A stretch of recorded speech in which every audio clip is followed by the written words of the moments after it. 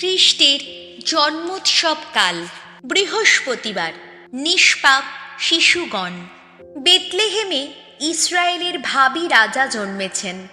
এই সংবাদে ভীত হয়ে রাজা হেরোদ শহরের সমস্ত শিশুকে হত্যা করলেন। যিশুর জন্যেই ওই সব শিশুর মৃত্যু হলো। তাই তাদের মৃত্যু দুঃখের নয়, সেই অবোধ অসহায় শিশুদল বাক্যে নয়, মৃত্যুর মধ্য দিয়েই যেন ঘোষণা করে গেল, মানুষের হিংসা নিষ্ঠুরতা পরাজিত হবে, জয়ী হবে মানুষের প্রতি ঈশ্বরের অপূর্ব ভালোবাসা। প্রথম পাঠ, প্রেরিত দূত যোহনের প্রথম ধর্মপত্র, 1 অধ্যায় পদ সংখ্যা 5 থেকে 2 অধ্যায় পদ সংখ্যা 2। যীশু খ্রিস্টের রক্ত সমস্ত পাপের কালিমা মুছিয়ে আমাদের সূচি শুদ্ধ করে তুলেছে। আমার স্নেহের সন্তানেরা, যে বার্তা আমরা যীশু খ্রিস্টের কাছ থেকে শুনেছি আর এখন তোমাদের কাছে ঘোষণা করছি, তা হলো এই যে ঈশ্বর আলোক স্বরূপ, তার মধ্যে কোনো অন্ধকারই নেই।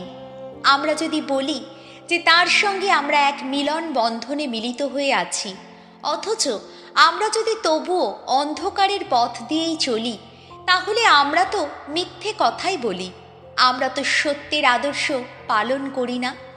কিন্তু তিনি নিজেই যেমন আলোকের মধ্যে রয়েছেন, আমরাও যদি আলোকের পথ দিয়েই চলি, তাহলে আমরা পরস্পরের সঙ্গে এক মিলন বন্ধনে মিলিত হয়ে আছি এবং তাঁর পুত্র যিশুর রক্ত আমাদের সমস্ত পাপ মুছিয়ে আমাদের সূচি শুদ্ধ করে তুলছে।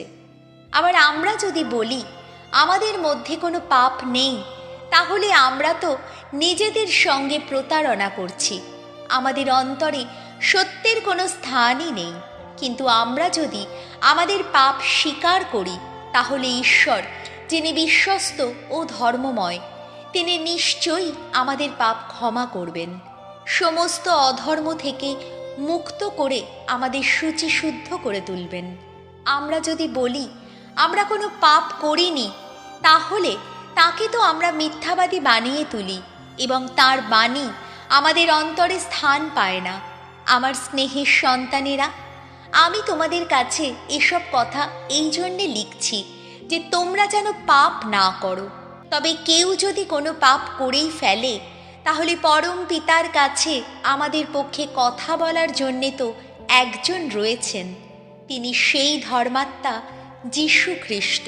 তিনি স্বয়ং আমাদের পাপের প্রায়শ্চিত্ত বলি স্বরূপ, শুধু আমাদের কেন, সমস্ত জগৎ সংসারের। এই হলো প্রভুর বাণী। শাম সঙ্গীত, ধুয়ো।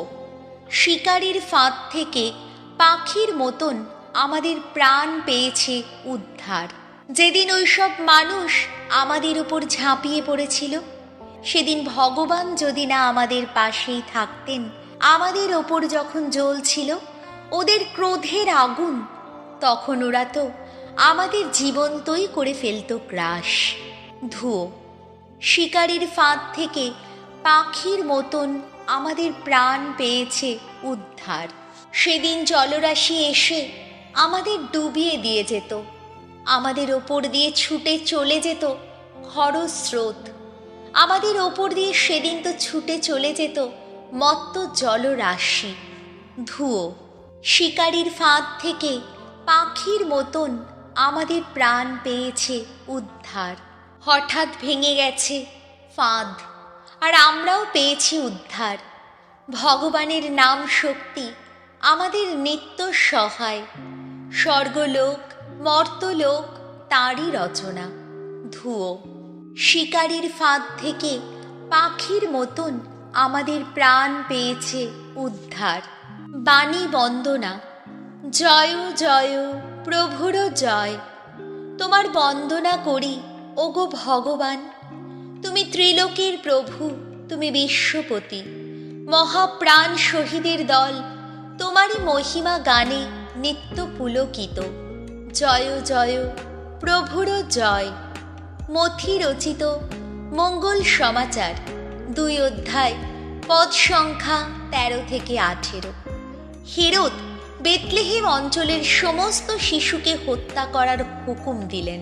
জ্যোতির্বিদ পণ্ডিতেরা চলে যাবার পর প্রভুর এক দূত যোসেফকে স্বপ্নে দেখা দিয়ে বললেন, ওঠো, শিশুটি ও তার মাকে সঙ্গে নিয়ে মিশর দেশে পালিয়ে যাও তুমি, আর আমি কিছু না বলা পর্যন্ত সেখানেই থাকো, কারণ হেরোদ শিশুটিকে মেরে ফেলবার জন্যে শীঘ্রই তার খোঁজ করতে শুরু করবে। যোসেফ তখন উঠলেন, আর সেই রাতেই শিশুটি ও তার মাকে সঙ্গে নিয়ে মিশর দেশে রওনা হলেন। হেরোদের মৃত্যু পর্যন্ত তিনি সেখানেই রয়ে গেলেন।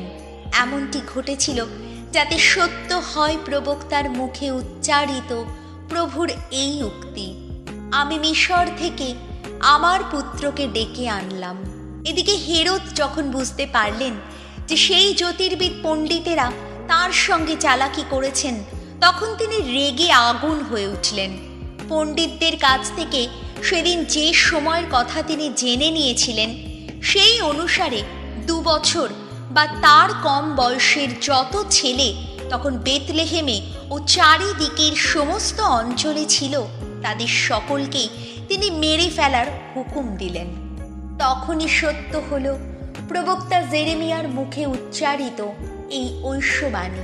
রামানগরে শোনা গেল কার কণ্ঠস্বর, কাতর কান্না ও হাহাকারের স্বর।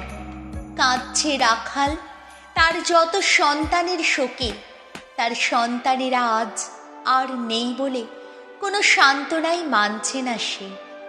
এই হলো প্রভু যিশুর মঙ্গল সমাচার।